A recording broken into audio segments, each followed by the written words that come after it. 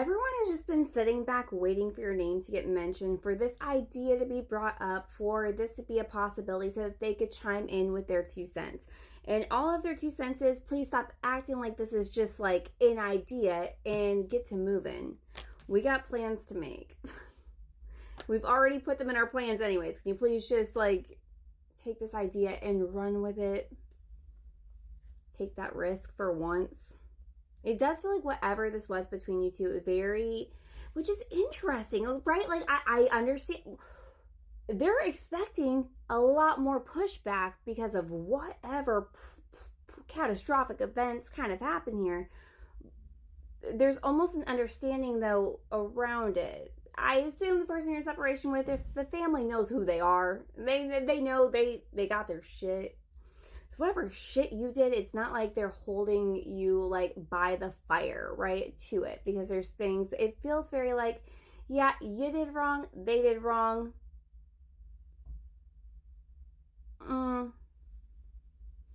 It's not so contentious of like, oh yeah, well, remember when they did this, remember when they did that. It's like, yeah, well, you didn't really handle that the best either. It's just not as alarming of an idea as they were expecting when they brought it to the table it was going to be. And there is something about like, you've had your own, maybe not with everybody, but you've had your own relationship with different, like, to where there's something that can, even if there's something negative that can be said about you, there's also something positive and something kind that can also be said. Sorry, I just heard, and if we're being really honest, they could all say the same about your person too. There's good and there's bad, and it's just your good outshines whatever the bad was. Unforgivable yet unforgettable. Yeah, we didn't forget that one. Unforgivable. And maybe the time it was. Whatever this is to create such a demise, you or them, both of you. We were getting, it was messy. Look, it was messy. And it feels like whatever mess it was, there's enough acknowledgement from you two and everyone else. Like, that was all really bad. Like, we were all on the same page. That was all really bad.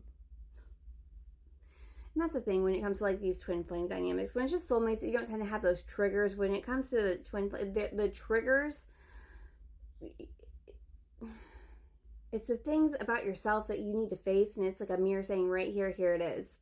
And then whatever little monsters live inside of you tend to come out. And then hopefully you separate, or you just like on each other with those little monsters. You gotta work on those. It feels like two people who've worked on those. I don't like to lose. Yeah, okay, well, we were getting hard-headed, man. You both, I swear. It's interesting. It feels like in the dynamic, you two both felt like you were losing. The other one was winning and one was losing. And whatever work has been done, it's like the real loss is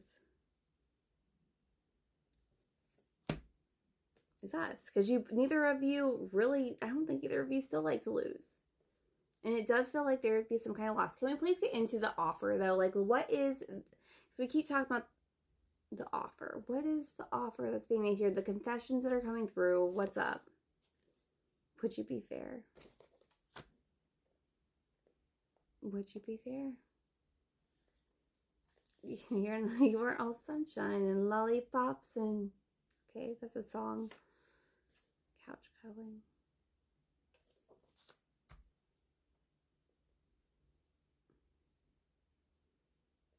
I'm just like, we come to this, we get this sometimes, collective, like with these readings, there's something about like just if it's too hard to relive everything and like go through everything, it's like almost that fear of what, like the fear would be of them bringing this to whoever they're talking to you about. Like, and it's not nearly as bad as what they were expecting. So maybe with both of you, there's a little bit of like nervousness about what would be said? Would it be just us like going at each other's throats? Who can be the most right when you're both probably very wrong? But who was the least wrong? And the other one gets all the blame because you were the least wrong. No, I'm just.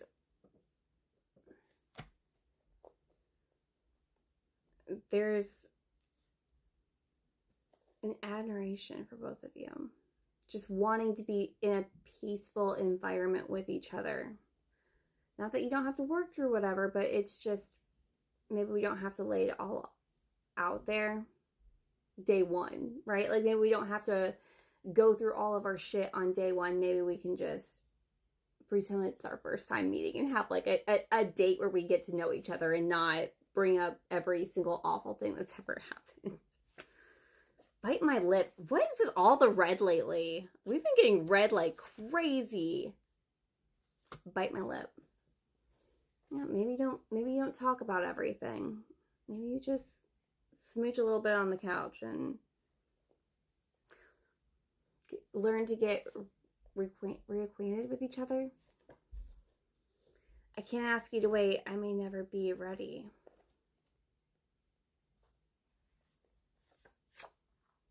The first time I saw you, you two just weren't ready. Whatever the timing, whatever was going on, you just weren't ready. And you didn't want to ask the other one to wait till you were. I feel like you two have had different lives since the separation. Like you went out and had different lives and experienced things. There was no waiting. You did your own things. The first time I saw you, I knew. I knew it was you, and I knew I wasn't ready for like forever. And I knew you were forever. I wasn't going to ask you to wait. And hold yourself back for me. You cannot move through life being so dishonest, because that's what the mask is. That's the confession. I knew it was you from day one. I just also knew we weren't ready. But I think we are now.